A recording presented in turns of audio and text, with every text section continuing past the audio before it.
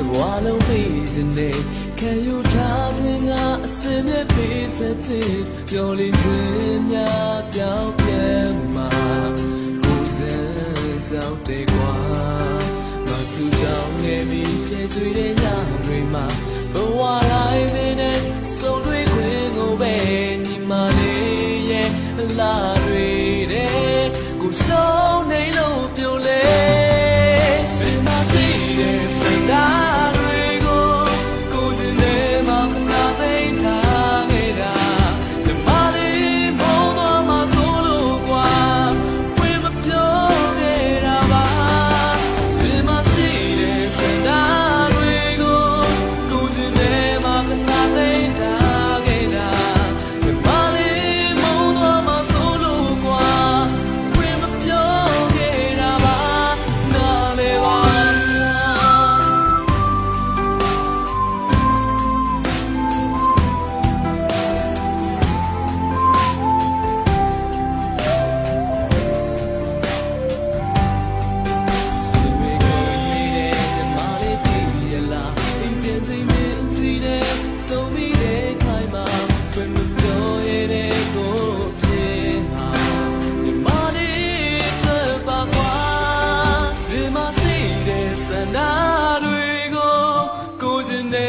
ခဏသိမ်းထားခဲ့တာမြမ